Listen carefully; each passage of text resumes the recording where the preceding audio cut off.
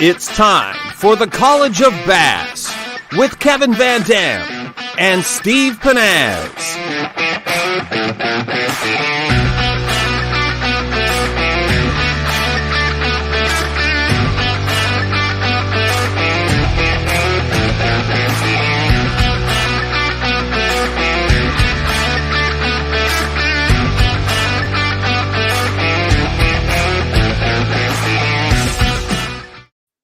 Hey everybody, welcome to College of Bass. Thanks for joining us tonight. We've got an incredible show. KBD is going to be here shortly, as will Jordan Lee, so I really recommend you guys stick around. We're going to get some updates from Red Crest today. Kevin fished the first knockout round today. Jordan's going to be fishing the knockout round tomorrow, and if he survives it, he's going to be ended up in the championship on Friday, so it's going to be kind of fun. Our main how-to topic tonight is going to be swim baits. Hey, swim baits are one of the easiest baits to fish, but there are little tricks to making them more productive. And I got to tell you, between KBD and Jordan Lee, and I don't care what your skill level is, you're going to learn something tonight that's going to help them make them more productive. Hey, let's bring Kevin in. Kevin, I watched that last half hour today, man. I was feeling for you. You had a tough day today. Yeah. Gosh, it was frustrating because I had the bites to overall, I think it was the toughest day just looking at the score tracker out there. And I don't know, there's a lot of, there's several things that maybe caused that. There's a lot of locals. There's another big tournament this weekend, and there was a lot of them out practicing for that. But the bite was just weird today. And, the water's starting to warm up. The moon's full or almost full. And they're wanting to think about spawning. And I think that's more what it was than anything. But because I caught really the majority of all my fish on a Strike King Thunder cricket, which is a bladed jig. And they just had been choking it every other day and practice and everything. And today it just got real weird. And I just had fish come off that I normally would never lose. You had what, four fish that you lost today? I had 4 good ones that I lost. And like I say, the system that I use with a rod and reel, I use a composite rod for it, and that I don't ever have that happen. So it was definitely frustrating. So you made the decision to fish shallow this week. What was kind of the thought process behind that decision? Well, really, it was the weather forecast. Last week the whole country was cold. It was cold down here. They've had, a colder than normal spring overall. Water temperatures were dropped. But right before we came, I just looked at the long-term forecast, and I knew that full moon was coming, and the lake level was up. And I guess I didn't know for sure how quick they'd drop it. But with high water, warming trend, full moon coming, those fish come to the bank. Even if they're not going to spawn yet, they're going to come and start sniffing around. So with one day of practice, once it got moved from Palestine, Texas to here, we just said 1 day practice. I spent a little bit of time offshore. You can waste a lot of time. And I spent a little bit of time shallow, and I started getting bit. So I just said, you know what? I'm on a fish a pattern where the fish are coming to me. And that's what I decided to roll the dice with. And dang it, the next 2 days, it's going to be super warm again. I'm just sitting here now left thinking what might have been because it's got to get better. I mean, it's close to any day now, just really breaking loose where those fish just pull up shallow, set up, and are going to be a little easier to catch.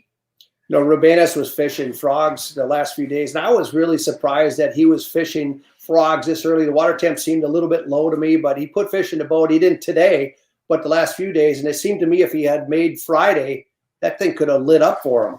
Yeah. I didn't know that. I tied a frog on yesterday because I knew it was coming. I thought it was the water would warm faster than it did today. But, the warmest water I really was around today was about 56. And that's about when I start thinking about a frog. We caught them at Lake Fork last year, really good and pretty cold water with it too. But it's time of the year is part of it. It's kind of the beginning of it. But this lake is setting up, for a really, really good spring, with this forecast and that. And frogs are definitely, with the shallow grass that they have here, those fish get super shallow like that. And it's hardly anything else you can throw. I mean, everything else is right on the bottom. So having a frog allows you to cover water, and big ones bite it. Yeah. So I did have one question today. I was watching where you were casting this afternoon, and it seemed like you were focusing on areas of sun versus you're around a lot of docks and boat houses and things, but you didn't cast as much to the shaded areas. What was the thought process on that? Well, when the fish are first setting up like this, they like to come up in sun, especially when there's, not much wind like today it was pretty calm to start with. And they just like you or I, or like your dog at home, in a sunbeam through the window, they just want to get that radiant heat. And so this is the one time a year where if there's a lay down or something like that, a lot of times they'll be on the sunny side. Yeah. Wow. Hey, we're going to talk about swimbaits tonight. I know this is one of your favorite topics, and so we're going to go deep into that. I'd like Jordan Lee is going to get involved in that conversation. I want to focus on open water with the two of you guys, and then after Jordan's get a chance to speak, I'd really like to go deep into fishing, talk about swimbaits and heavy cover with you, so we can cover that. But mentioning Jordan Lee, he really exploded on the tournament scene a few years back, and you probably more than anybody understands what it takes to really do well at this level. What makes Jordan such a great tournament fisherman? Well, Jordan works really hard at it for sure. Not that we all don't, because we don't, but I mean, he grew up coming up the hard way. He fished through the college level and just basically learned through time on the water. And he's not a young angler anymore. I say that. I mean, he's got a ton of experience. He's fished a lot of places. And the way you learn about techniques is you go out and you go through and put them through their paces. You try a lot of different things. And where he lives in Alabama, he's got the opportunity to fish places like Gunnersville and then Smith Lake, which are very different. And, Smith is a lake that you better be throwing swim baits on. It's got blueback herring. It's got a lot of those big spotted bass in it. It's got a good population of largemouth. And any of those Clearwater lakes, swim baits are going to be players. So of all sizes, styles, depths, everything. So, they're kind of an all season bait that really is a big part of every pro's arsenal now. I know it is mine. I use them a lot. Just straight swim baiting, and then as trailers on jigs and thunder crickets, things like that too. So a swim bait is it's a main part of everybody's arsenal. So he mentioned today that he knew nothing about swim baits. Then he started laughing at me. So help me give him a hard time during this segment a little bit later. I appreciate that. Well, yeah. Yeah, he had. I remember seeing him catch some pretty good ones last year, and at the heavy hitters event in Florida on a swim bait. So throwing the big swim baits, and there's a lot to it. I mean, there's a lot of different sizes and that to throw, and we all have our favorites. And I mean, the bottom line is you have to build confidence in any technique to be successful with it. Just like Fred Rambanis today was throwing a frog. That's his confidence bait. I'm a power fisherman. I've seen people say, well, I'd like to see it slow down and flip. Well, when the bass are in a foot of water like that, and this cover's so scattered just with that water willow, it just takes forever. Mark Davis was fishing around me in one creek, and he's fishing like a snail. I just can't, I physically can't do that, but that's, it's his confidence technique. And, he got 3 bites, and he was able to catch a couple, pretty good ones. And that's how tough the day was today. But day in, day out, my strength is power fishing, covering water, putting my bait in front of as many fish as possible, trying to make them react. That's what I got confidence in doing. And, every angler's a little bit different. There's quite a few guys in today's round that fish just like me. Stephen Browning, I guarantee he was doing the same thing. Andy Montgomery, he was throwing a thunder cricket, skipping boat docks and things like. I didn't watch it, but I'll guarantee I know him. That's his confidence thing. And Andy Morgan, same way. He's a power fisherman too. And you look, and all the power fishermen kind of struggled today. So it's just looking back, it's easy to say, but at the time, you got to go with what you got confidence in and fish your strengths. Absolutely. So how long does it take? I mean, are you able to take an event like this and slide it back, or is this one of those things that sticks with you for a while? It's frustrating because I would love to have the opportunity to give it another run on Friday. This one's going to sting for a while, there's no doubt. But you have to, if you're going to be a professional angler, you got to have a really short memory. It's important to learn and I've been doing this for 30 plus years, and I still learn every single event. Like, I'm amazed at how much I'm still learning. You'd think that you'd have all this experience and to pull from, but I still learn so much every single event. It just, it's amazing. I mean, we're dealing with unprecedented conditions this spring. The reason we're here is because Texas froze solid. Lake Palestine was froze, and it's just not normal. And that's what makes it really interesting. So this one is going to be really cool to watch, to see how it changes tomorrow and then again on Friday. I think you'll see a wholesale shift in how this tournament looks on Friday from what it was today. In terms of what? In the patterns that are working. And I mean, there's a lot of variables in play. So again, there's a big local event. It's a 2-dayer on Friday and Saturday. And there's a ton of those guys out on the water scouting, watching guys. So it's hard to have 7, 8, 10 offshore places to catch fish on. And, I know Brian Thrift has been, real successful to this point. And I know some of the other guys have been catching them that way too. It's going to get real tricky on Friday when there's, 150 other boats out there that know the same brush piles, so you got to fish where the fish are coming to. And that's what I was banking on. And, you'll see that somebody gets in the right little area where a bunch of those fish pull up. It could get ugly in a hurry because there's plenty of big fish in this lake. Isn't it amazing? It seems like you could go out on the worst possible day, a front with 40-degree temperature drop and wind blowing and clear skies, and somebody always seems to go out and catch a limit of fish. It just kind of blows me away. Yeah, today there was 10 of us out there, and it was a slower day. But I can tell you this: you go to a regular Bass Pro Tour event with 80, these 80 guys out there, and I don't care what the conditions are, somebody's blasting them. I mean, they're really good at what they do. We all have our moments, and believe me, I mean, you look at some of the names that were at the bottom of the leaderboard after the first 2 days. It's pretty shocking. I mean, there's some really, really good anglers that struggled here, and that's how it is every tournament. Sometimes you just miss it a little bit, and other times you fall, you fall into it a little bit. And my first day, it was easy. I caught what I needed in an hour and a half, and went practicing after that. So you just never know how it's going to go. Wow. Hey, before we go any further, we got a prize pack. We had a winner last week with Heather Edgington of Cairo, Michigan, who won a prize pack last week. And everybody who's watching tonight is eligible to win this $275 prize pack.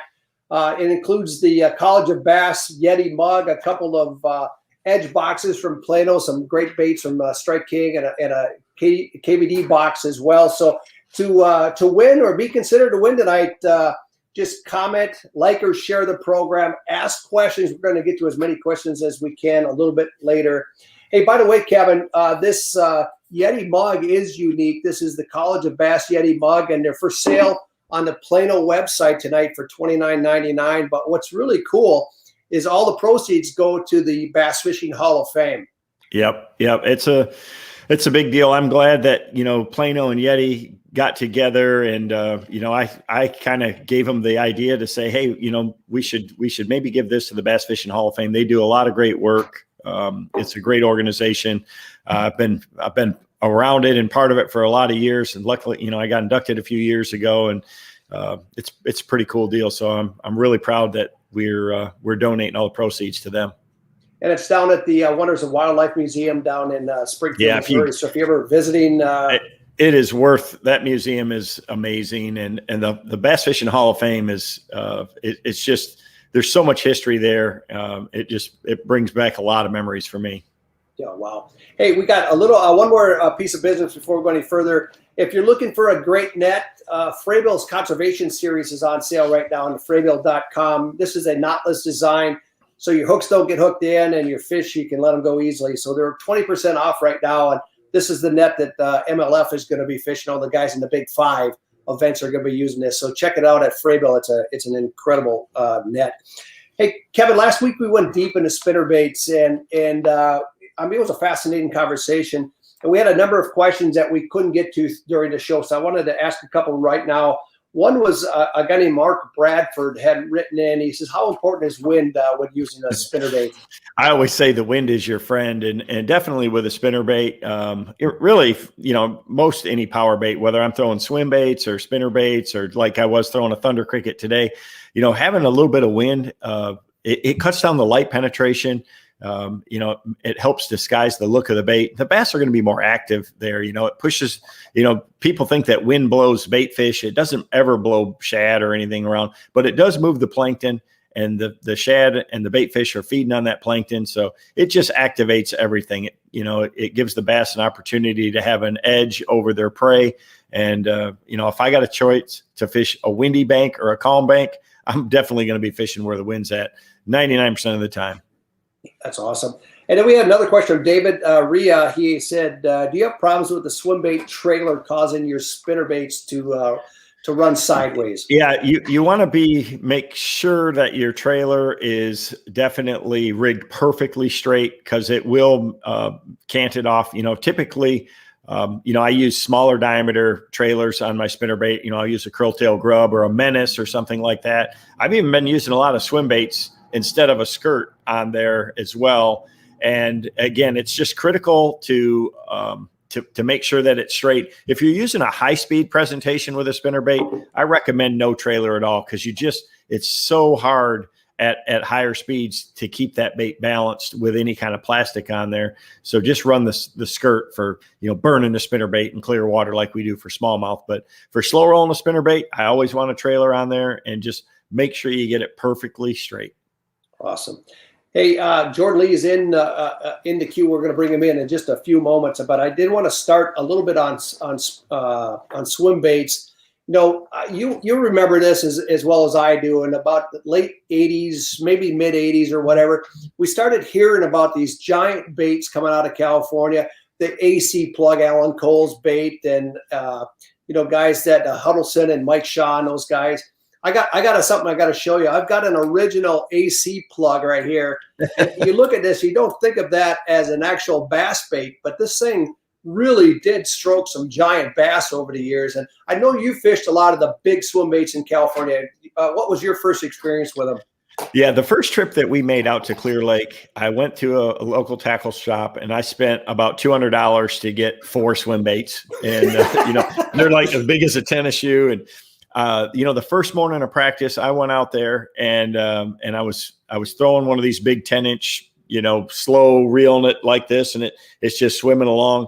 And right off the bat, I caught a 10.5 pounders, the first bite that I had. And I'm like, oh my God, I am all in. This is the greatest thing ever. And in that tournament, I threw it a lot. I fished it a lot in practice. I had a lot of them follow it, and I'd pull it away from them, and I thought I was going to go back and catch them. Well, in that tournament, I never caught one on one of those big swim baits. They would just follow it, but they wouldn't eat it. And I learned then that there's a lot more to swim bait fishing than just casting it out and winding it in. And, since then, swim baits have come a long ways. They've built them for all different types of cover and sizes. And so you can fish them faster and you can fish them deeper. And now a swim bait is really, really versatile for just about any situation. But my original, experience with it, I learned a hard lesson real fast. So when did you start seeing the baits that we know now? I mean, the soft plastic style swim baits. When did you start seeing those show up on the circuit, and what was your first reaction to them? Well, I mean, it started right at that time. I mean, after that, the innovation started, and competition drives innovation, and most of it comes from the tournament trails. Guys trying to figure out a better way or a system to have success with it. And that's what happens. Anything that something new comes out like that. I remember when buzz baits first came out, just how awesome of fish catchers they were. It was the same thing with the swim bait. Those first swim baits that I think got real popular were the Bass Treks, the hollow bellied Bass Trick swim bait from out there. And they have that wobble to them, and fish had never seen them or felt them or anything like that before. And it was just unreal. You could throw them in any conditions and be successful with them. And since then, there's a lot of swim baits. There's all different sizes, and, there's a ton of different rigging options, and, there's whole systems now just for all the different styles and types of swim baits. out there. Just like anything else, it's come a long ways in a short time. So Jordan Lee, I'd like to bring Jordan Lee in right now. He's our Alabama's Jordan Lee is one of only 3 anglers in history to win back-to-back Bassmaster Classics. The others are Rick Clun and Kevin. Who's the other guy? I think I did it once too. So. Congratulations. He also won his first ever MLF pro event on Kissimmee, and he was the Bass Pro Tour Angler of the Year last year. Jordan, how are you doing, man? Man, I'm doing good. How are y'all doing? I'm enjoying listening to the show and picking up some tips from Kevin. So, Kevin, it was a rough one out there today, so hopefully it goes better for you tomorrow. Maybe so. Yeah, it looked pretty tough on most of the guys. As always, few anglers are figuring them out, but it'll be a challenge, but I'm looking forward to it. Yeah. So Red Crest started tough for you, Jordan, as well. I mean, that first day, I wasn't sure if you were going to make the cut.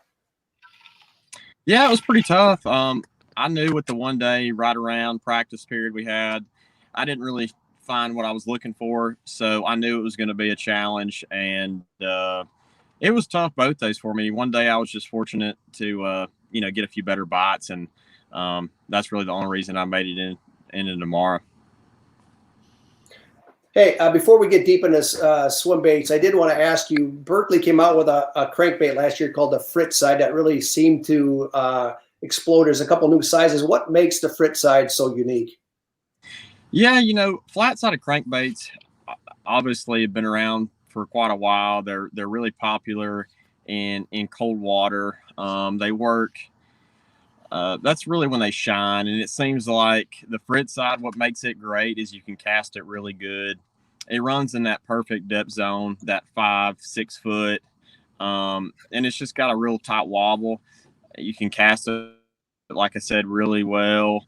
A lot of the wood baits, still work, and a lot of guys, it works really well in cold water, but the problem is you can't cast them, and the Fritz side just seems to have the same action is those wood baits.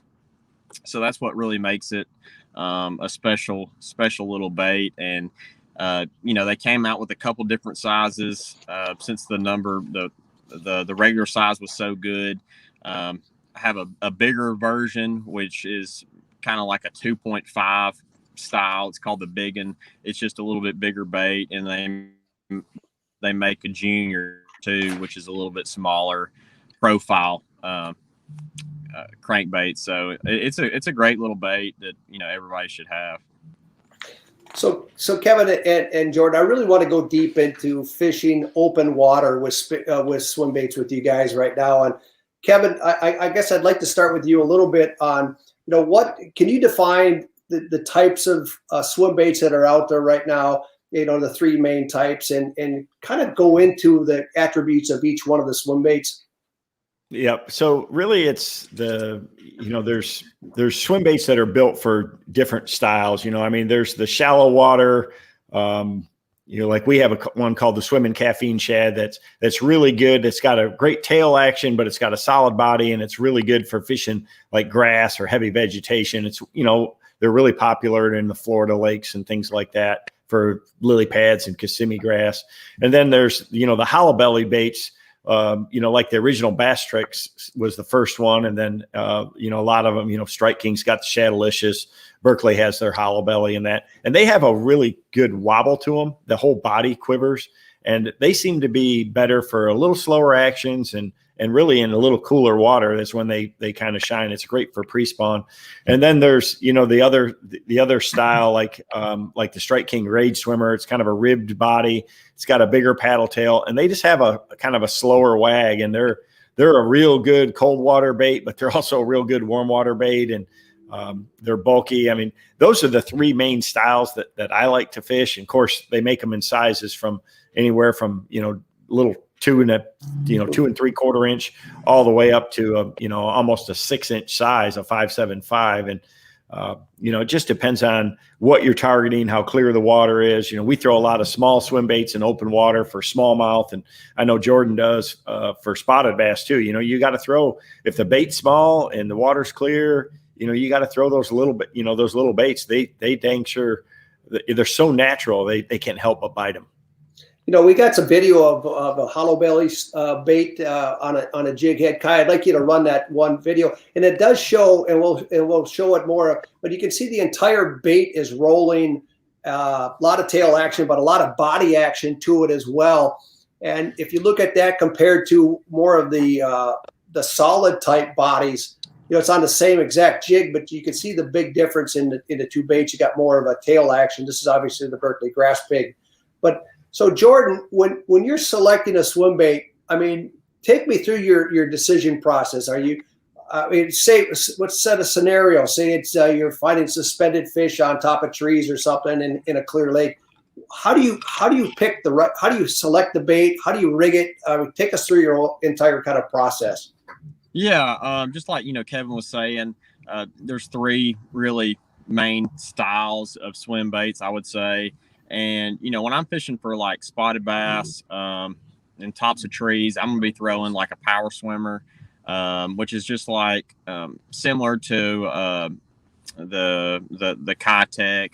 The great thing about the power swimmer is it holds on a hook pretty well. But typically when I'm fishing in open water spots, smallmouth, I'm going to throw that bait either in a 2.8 or a 3.3. Put it on a little jig head, and that's kind of my go-to. I don't really throw a big swim bait in those conditions. And, if I'm ledge fishing, that's when I'm going to go to more of like a hollow belly type bait, like a 6-inch is really popular. A 5-inch, it works great for largemouth, Tennessee River type lakes. And then, when I'm down in Florida, I'm going to be throwing like a grass pig. And that's how I keep it pretty simple. With swim baits, I remember when they first came out, like Kevin said, the bass tricks I caught my biggest limit ever on Guntersville when it first came out, and that's really what started it, the swim bait craze, and they still work really well. It's not probably as dominant as it first was. That's kind of any technique when it first come out. It's usually killer those first couple of years, but they definitely have their time and place. And, like on the back of a bladed jig, that I saw somebody just comment and said the Caffeine Shad works great. That's another thing, the grass pig, muddy water like we have on Eufaula. That's what I've been putting on the back of my chatterbait too, and it has a little bit more thump. So when do you guys decide to go to a jig head versus, say, a belly weighted bait or an underspin head? I mean, Kevin, I guess I'd ask you that as well. When do you make that decision, or how do you make that decision? Well, it's more, it's a lot of it has to do with the cover than anything else. I mean, there's no right or wrong, and swim baits catch them, but I think that each style has its strength based on its action.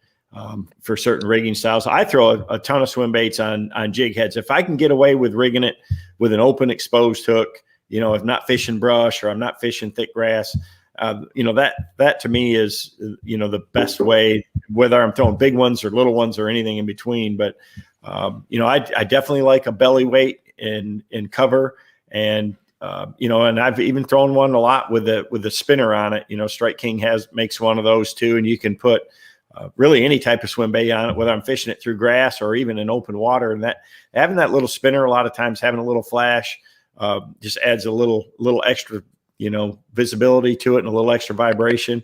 It can be a difference maker. I've seen it both ways. So I just basically experiment and see what the bass, really like, but it's all about getting the bait to the right depth. So, if you got to use a real heavy jig head, or, if you're fishing deep, you just can't use a belly weight and get it down there. Their belly weights are really pretty good for shallow water or shallower water and for shallow cover, or even right, close to the surface. And, jig heads of that are a lot better if you're gonna fish them down or put it on just like you showed the video of on the swim jig. If you got to fish one weedless, you can take the skirt off that and put that in and fish it in deep brush piles. I mean, they're very versatile baits, and they just, it's the action that the bass can't handle.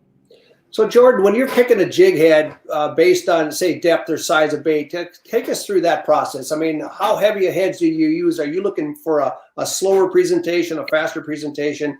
what are you looking for in a jig head? Yeah, in my Jig Head box, if I'm throwing a bigger, like a power swimmer type bait or even a bigger swim bait, I usually have a half ounce or a 3/4. If I'm fishing really deep and it's summertime and I want it like a real fast fall, I'll sometimes throw 1 ounce, but usually a half ounce and 3/4 ounce. If I'm fishing, let's say 15, 20 foot, 10 to 20 foot is what I'm going to have. And if I'm targeting like spots with smaller swim baits, it seems like a 3.8 or actually a 3/8 ounce little finesse jig head is what I'm going to use a lot of the time. And that's kind of what I stick with. I don't really, if I'm fishing, obviously the shallower water, I'm going to go with a lighter head. In deeper water, I'm going to go up to, like I said, a 3/4 ounce. So I keep it pretty simple on the size weight I'm throwing. So are you throwing these on spinning gear, bait casters, combination of two? I mean, what are you looking for when you're throwing the swim baits? Like on those smaller swim baits, I know some of my, I fished some events and I've had them on spinning rods, and I've kind of got burned from that because, I've lost a lot of fish on a spinning rod, just throwing it real slow and can't get a hook in those fish. So I started just really going to all bait caster, even on those small, like 2.8. I'll throw 8-pound line on a bait caster and a little bit smaller setup, but I tend to hook a lot of those fish better and land more of them on a bait caster. I know some guys throw them on a spinning rod and do well, but it just seems like I've lost too many fish at times on a spinning rod setup. And I feel like you can just get a little bit better feel too on those finesse swim baits. On a bait caster, I can kind of tell what depth my bait is a little bit better. So that's just my personal preference on that. So what rod length are you using to action, that kind of stuff? Typically I'm using like a 6'10" medium heavy or a 7-foot medium heavy rod, and throwing like a 6/4 to 1 reel, a little MGX Revo is what I throw. Cast little baits good, and like I said, 8-pound fluorocarbon, trilene 100%. It doesn't break even on those little swim baits. So that's really my main setup. Wow, Kevin, I know you're a big spinner bait or spinning gear guy out. Yeah, so I know what Jordan's talking about, where you lose fish, especially if you do a lot of smallmouth fishing. You can. So I've learned to throw bigger rods, so you can really move a lot of line and you have a lot of power with the rod. So I throw a 7.4, or really my favorite is a 7.5-foot spinning rod, for throwing light line. I'll throw 6 or 8-pound test fluorocarbon, and that helps keep the bait down. The one thing that I think is critical is straight fluoro, because if you're trying to get the bait down, 20 or 30 feet, and you want to have good action, that fluorocarbon sinks, and it's a lot better than doing that than using braid, because the braid is just so buoyant. Even small diameter braid, I have a hard time keeping it down, in the water column. So. Fire like Jordan, are they after you, Jordan? Yeah. They're probably coming to me. I'm right downtown, so I'm at the Major League Fishing media room set, and it's right downtown, and the fire trucks just went by. They're coming after me. Yeah.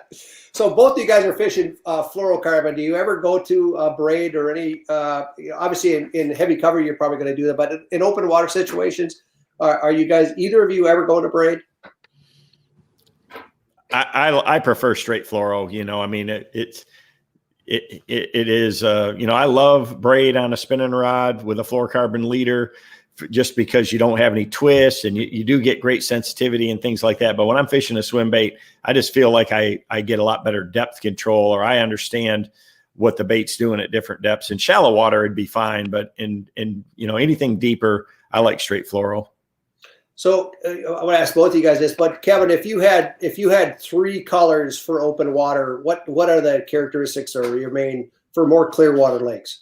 Yeah, I mean, I'm going to throw, like a green gizzard shad in the I mean, they're mostly natural bait fish, patterns, the smoke, pro blue, you know, things like that. These shad looking colors, translucent if it's real clear, and if it's slightly stained, I'll use some of these solid, you know, something that has more of a solid color to it, but all natural, you know, bait fish colors. And at home where we're fishing a lot of bluegill type lakes and things like that, I'll use, you know, a lot of them that are green pumpkin or have, you know, a shade of green pumpkin to them for it. But day in, day out, when, you know, most of these lakes, it's a shad type bite, and you want to imitate the forage.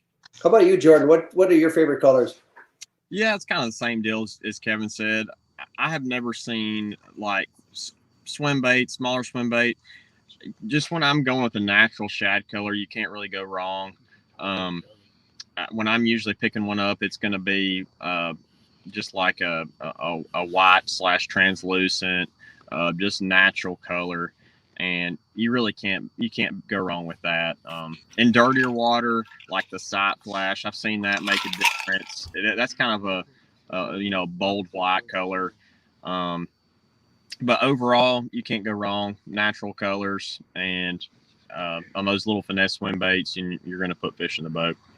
So one last question, Jordan, before we let you go. I know you got to get prepared for tomorrow, but when you're targeting spots or smallmouth or largemouth, do you approach the species differently in terms of speed or position in the water column with the bait? Kind of talk about that side of it in terms of targeting specific species.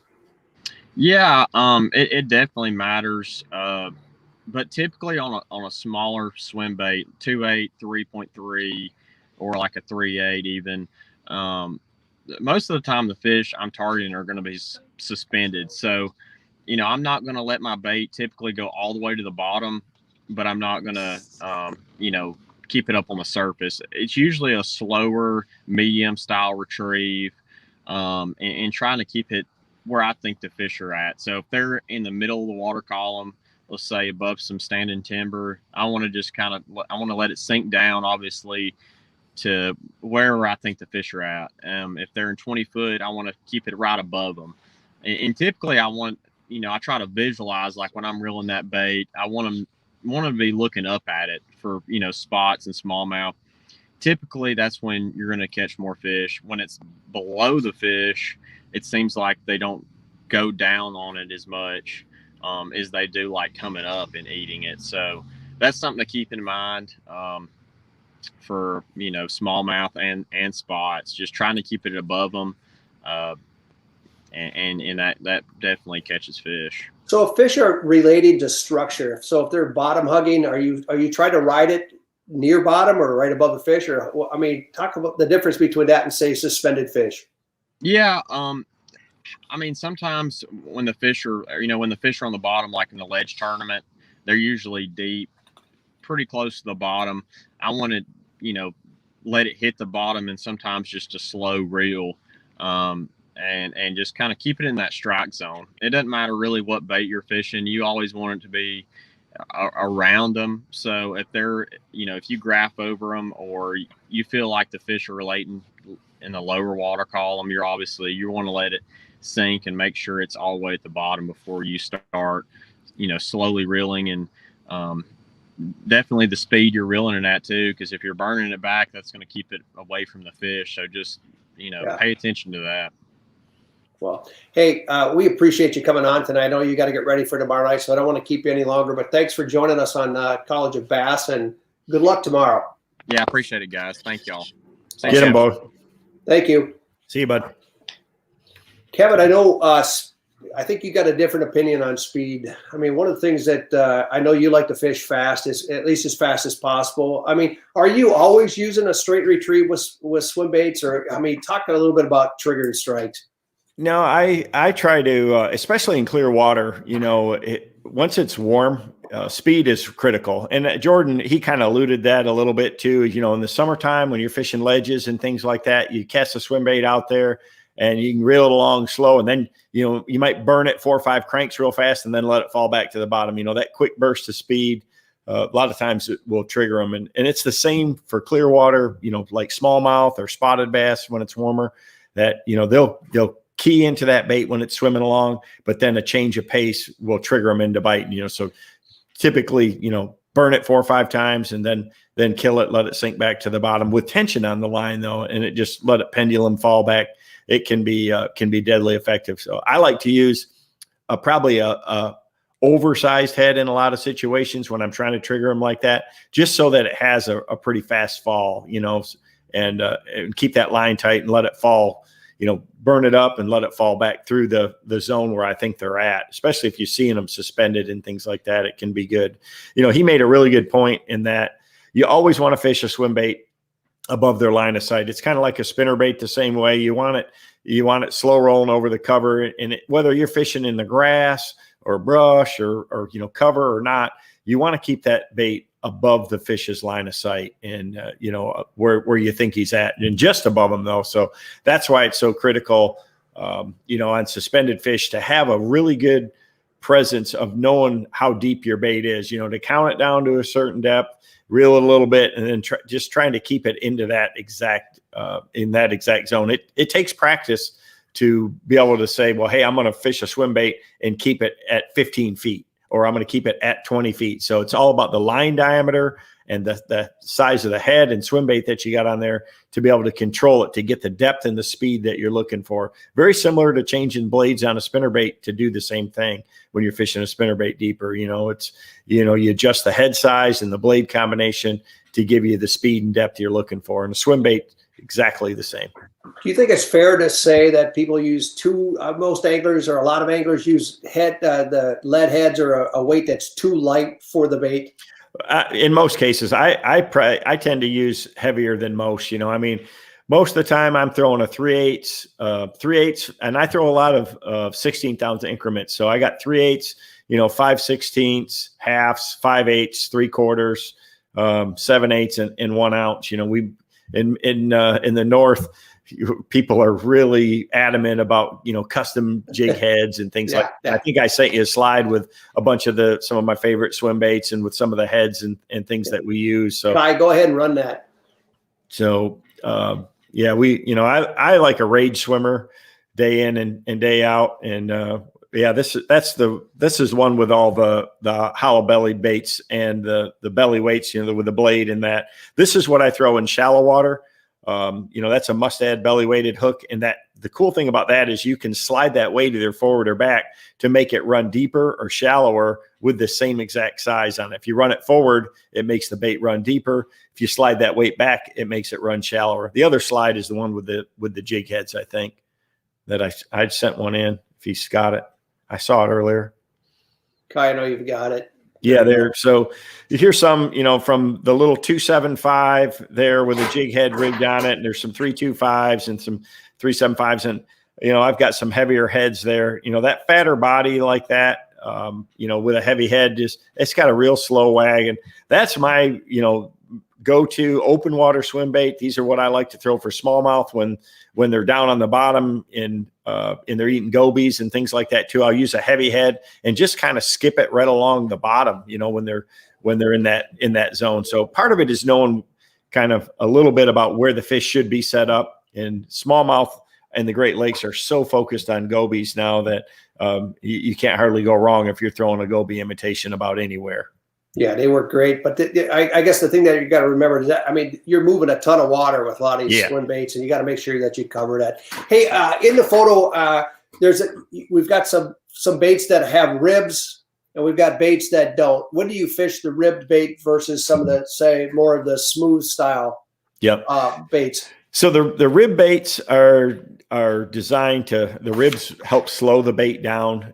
They're great for those, medium type speeds and things like that. And they move more water, so even if that tail's wagging, each one of those ribs is pushing more water. So they have a larger sonic image, so to speak, that the bass will pick up with their lateral line. So in dirty water, it's going to be better. But in real heavy cover, like, if you're fishing that thick Kissimmee grass down in Florida or really thick hydrilla, that's where those smooth baits, I throw the swimming caffeine shad, you're throwing the grass pig.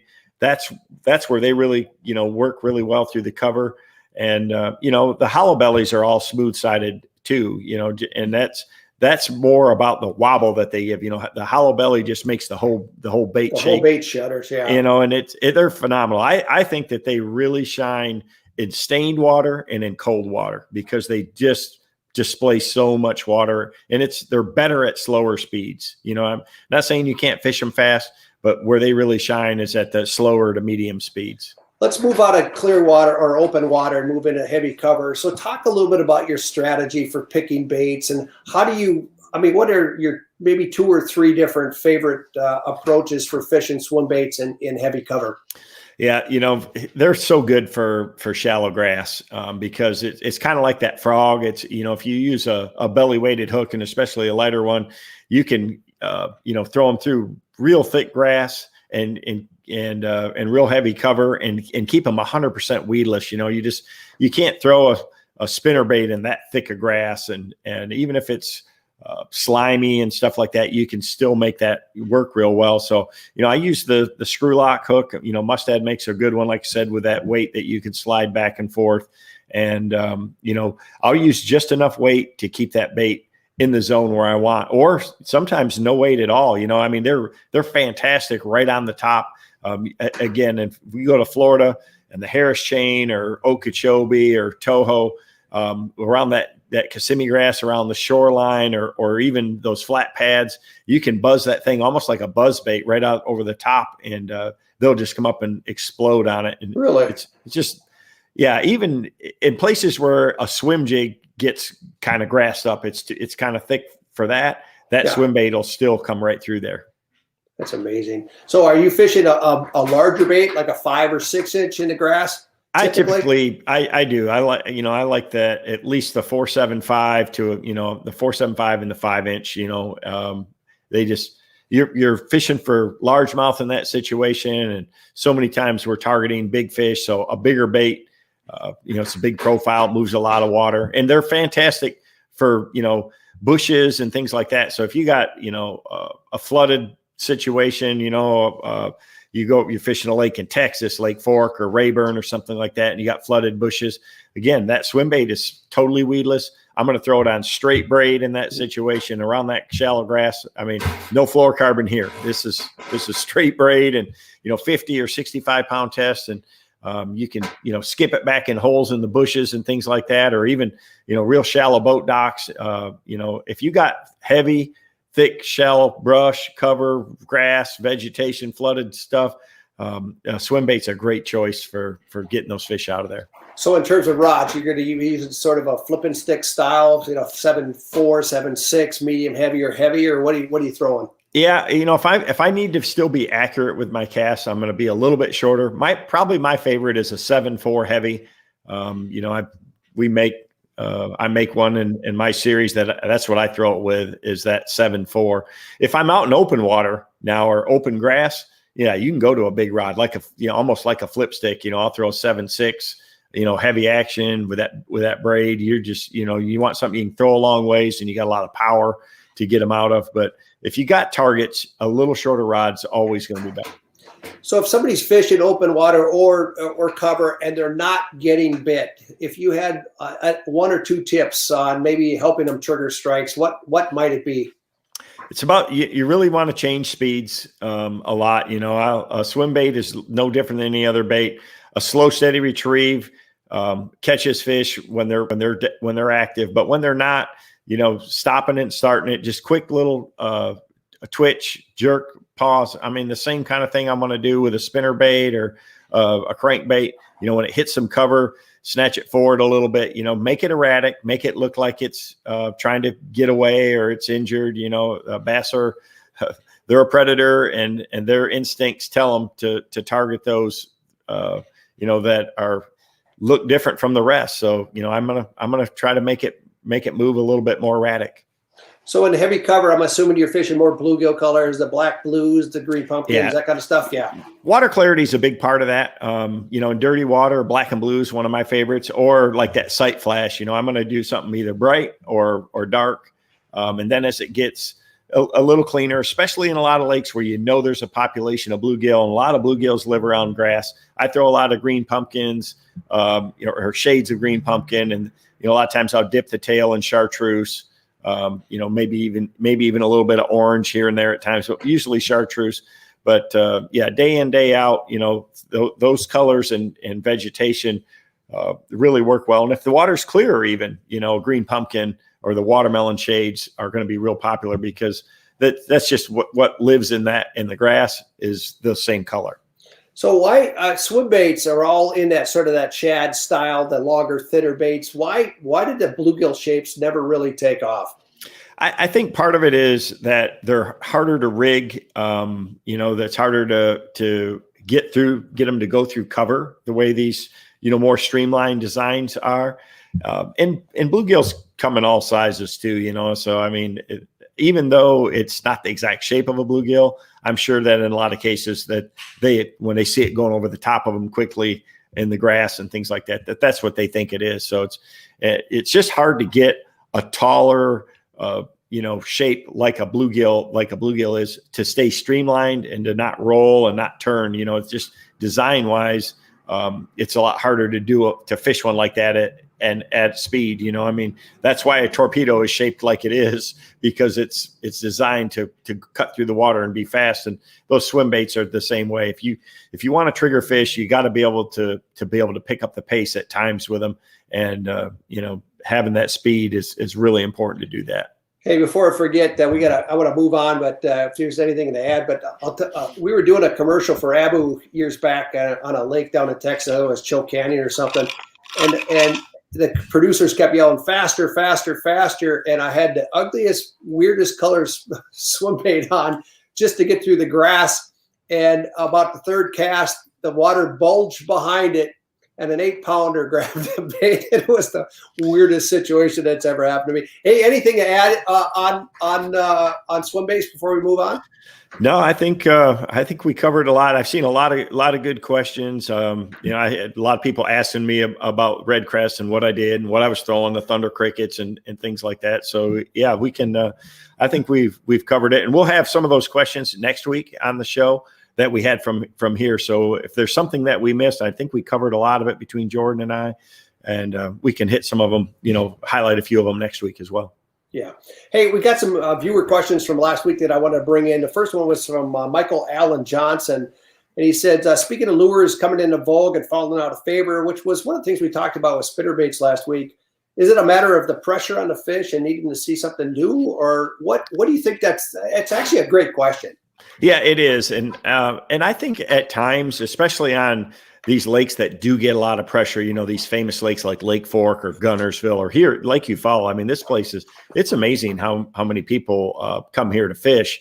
And they do. I mean, once I think fish see a lot of baits, they definitely get conditioned to them, or I've seen it. I've seen the same thing with Jordan mentioned it with the hollow bellies. I mean, it just initially they were unbelievable, and now they still catch fish, but it's not quite the same thing. But a lot of it, I think, is in our head, in that our fishermen in general are always looking for the magic bait, the secret lure, the one that's going to really make the difference. So they like new things. That's why, companies always have, new innovative products coming out, because they know that anglers are always looking for things new. I mean, we're trying to come up with new colors, and obviously it's important to be natural, but a lot of that I think is us, not necessarily the fish, and when these baits, and it's confidence too. I mean, again, there's guys that are just really confident in certain techniques and certain baits, and they make them work when other people can't.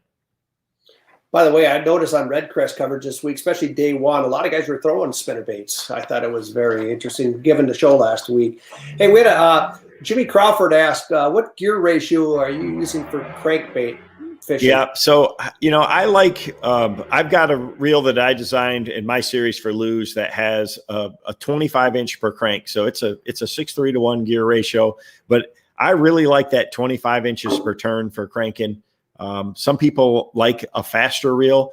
If you go to a reel that has too high a gear ratio to it, I think I lose a lot of feel. So you see that, I'm not scared to wind it pretty hard. And it's just what I'm comfortable with and what I'm used to. I get a tremendous amount of feel with that. And, I believe it's the perfect ratio for cranking, whether you're throwing, square bills around shallow cover, or you're throwing a 6XD out on a ledge, I like that speed for it. And again, if I want to reel it faster, I can wind it pretty darn fast. Some, other people like a faster reel so they don't have to turn the handle quite as quick, but it's just what I've, gotten really comfortable with. So is that true with lipless baits, lipless cranks? Yeah, especially in cold water, you want to do that. The one problem with a lipless bait, even in warm water, is, man, it can be a mistake to overwind it. To reel it too fast. There's times when the fish really want it fast, but early season, when the traditional pre-spawn bites going on, where everybody's throwing a red eye shad and Toledo Bend and Rayburn in the spring, having a little slower reel forces me to slow down a little bit. I throw that same one, the 25-inch per crank reel. And it just, I have such good feel of that bait. When you got a little piece of grass on there, I can tell, and just having that where I'm not overwinding it like that, I just have a lot better control of the bait. Hey, this leads to another question. You'll look on the deck of most bass anglers. They've got 10, 12, 18 rods laying out there. Do you ever feel that it's a mistake to have too many different actions on the deck, just so you don't learn how to fish the rod, the combination correctly?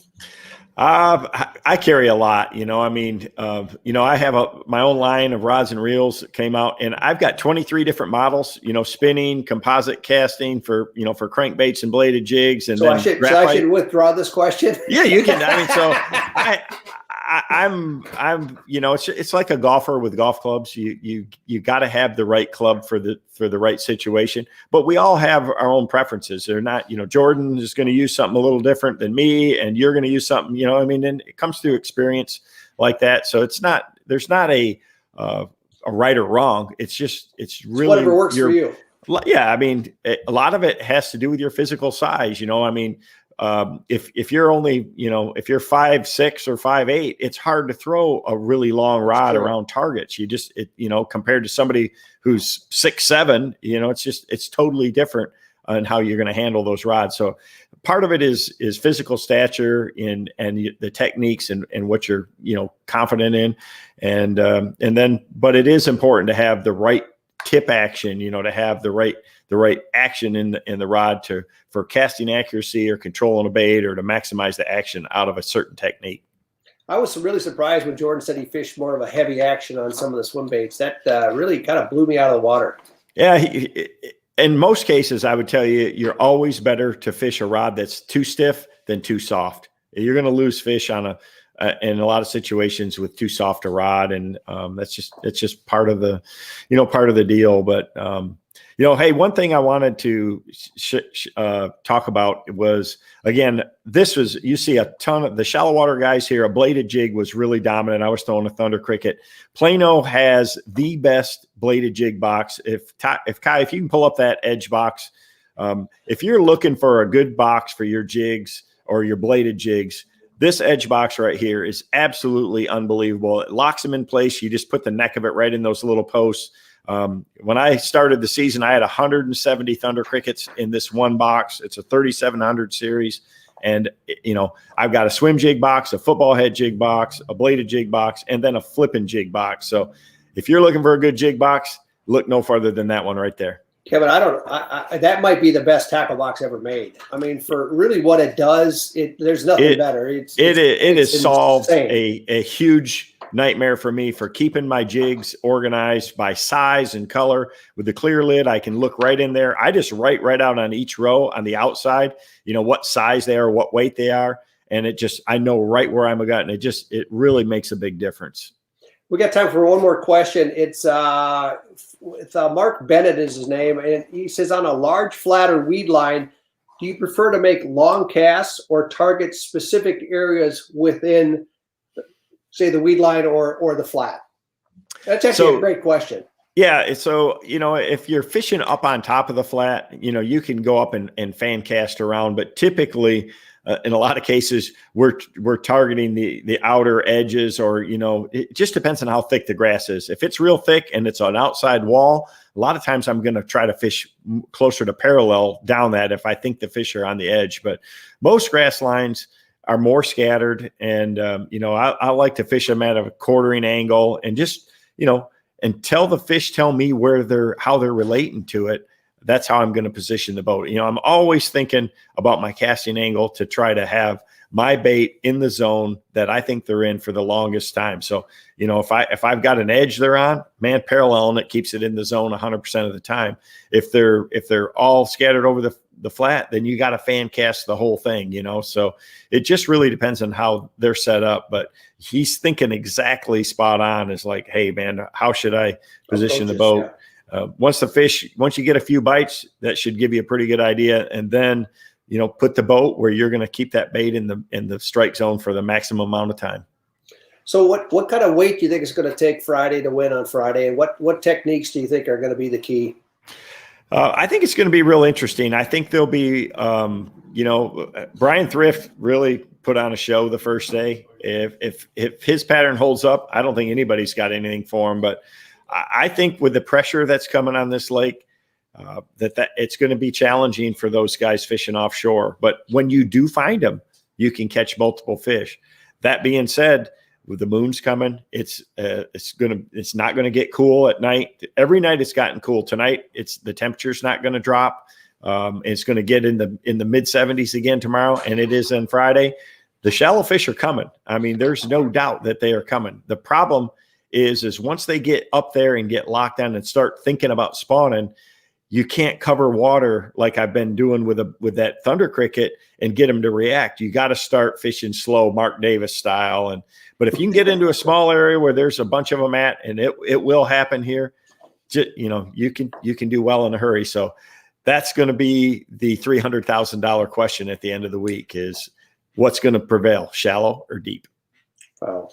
Well, very cool. Hey, before we go, we got to pick tonight's winner of the Plato prize pack for $275. It includes Mr. VanDam, the College of Bass Yeti bug. So Kai, I know we have a winner picked already.